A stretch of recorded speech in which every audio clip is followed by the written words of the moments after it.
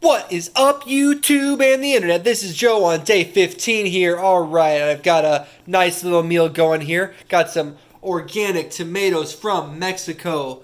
Looks like the farm is Mr. Lucky. Alright, beef steak. Alright, sliced up some beef steaks with some Crave Brothers Farmstead Classics fresh mozzarella cheese with some basil from the backyard, the Genovese pesto type. Alright. That looks very good. I've already tried it. Super delicious.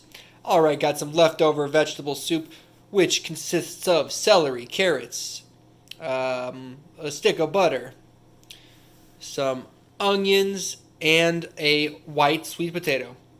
Alright, you can see that butter on the top. Gotta have some fat to help your body absorb the fat-soluble vitamins here. Mix it up, get that nice and distributed. Looks like chunky applesauce.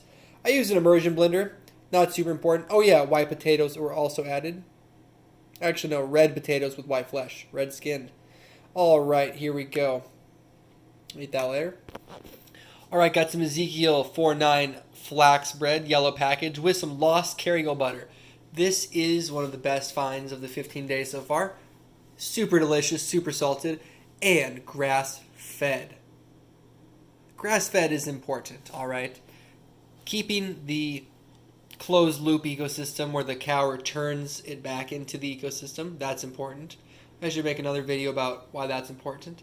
Alright, moving on, some Zestar apple, kind of tastes like a sweeter Granny Smith, and then some gourmet blueberries. Alright, flip it over here. You can see there are some bad ones in here. I have to pick through them. Alright, gonna do that here in a bit. Good Culture cottage cheese. Alright, if we look closely on the date here, we can see that it expired. Can't tell, it's right through it, but it looks like it expired today or yesterday probably. Alright, found that in the fridge. There's a bunch of them in there. Alright.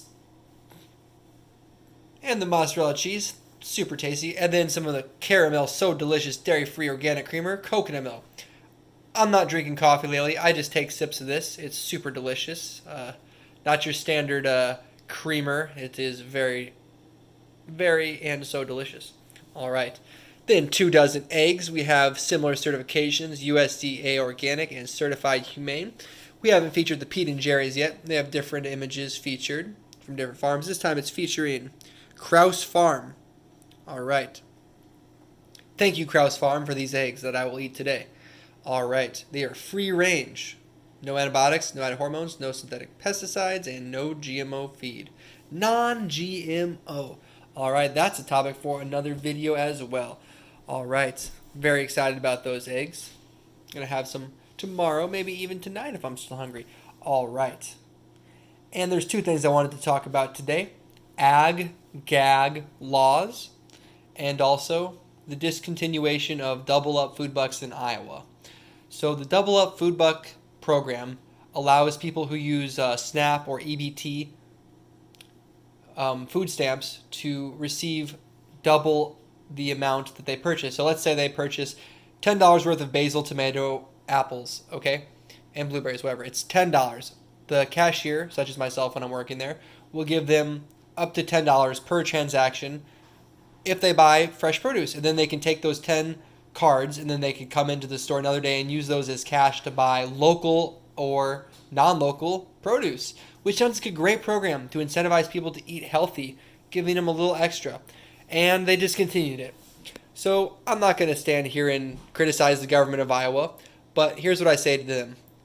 Stop subsidizing ecologically negative systems such as ethanol and factory farm and monoculture crops, and focus on sustainable agriculture, prairie restoration, and ecologically positive attitudes and behaviors. All right.